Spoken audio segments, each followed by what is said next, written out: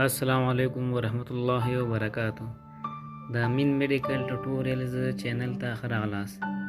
له هر څه نه مخکې تاسو ټولو ګرانو هیوادوالو ته د خپلواکۍ د کلیزې 101مه کلیزې مبارکي وړاندې کوم. خدای دې وکړي چې دا کال زمونږ د دایمي سولې او اربن وسیله وګرځي.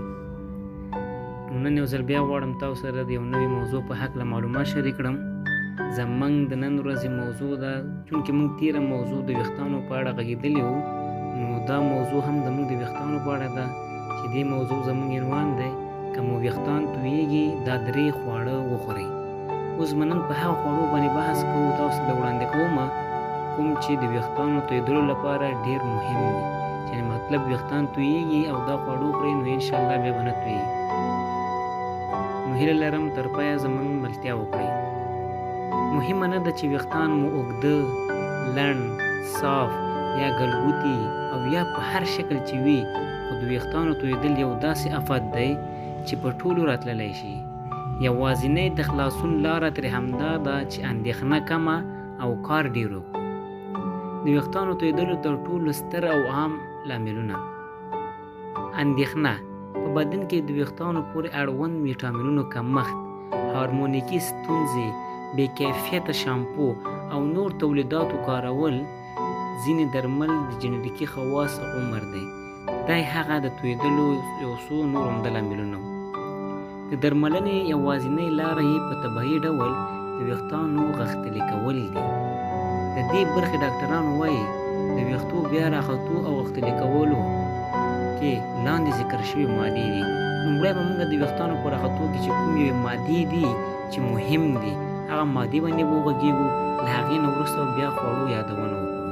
نو هیله لرم تر پایه زموږ ملتیا وکړئ. زینک د ویښتانو راختل او لویېدو کې رول لري.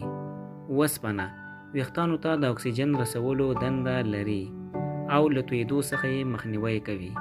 بیوتین د ویښتانو لپاره د اړین ویټامین کراتین جوړېدو لپاره اړین دی. ویټامین سی د ویښتانو غښتلتیا کې مهم رول لوبوي، د نوي ویښتانو رامنځته کېدو لامل. ویټامین ای بل یو قوي انټي اکسیډنټ چې ویټامین ای ویښتان له هر ډول زیان څخه ساتنه کوي.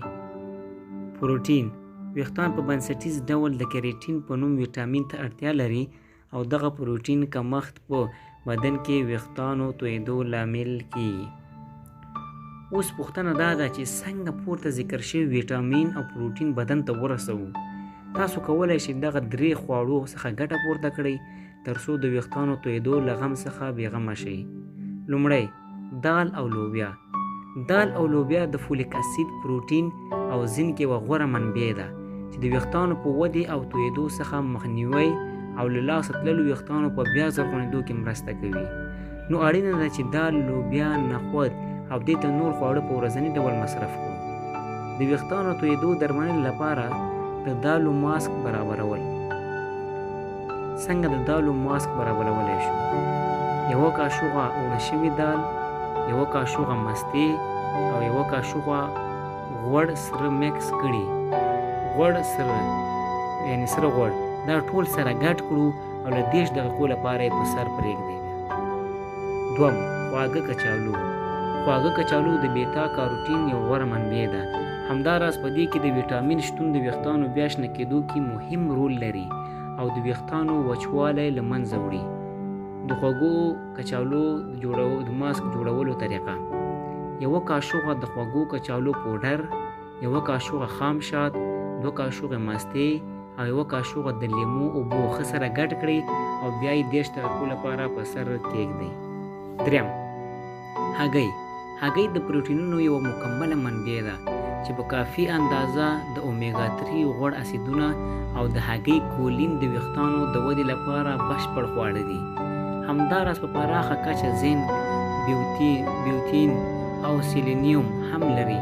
د سالمو ویښتانو لرلو لپاره اړین دی.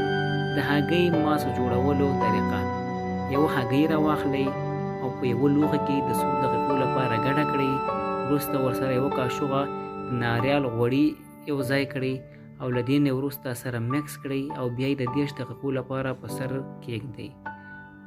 نو دا و دوستانو زموږ د نن ورځې ویډیو. که مې ویډیو خوښه شوې وي نو ویډیو لایک او د نورو طبي ویډیو لپاره زموږ چینل ضرور سبسکرایب کړئ. تر بیا ښې چارې د الله په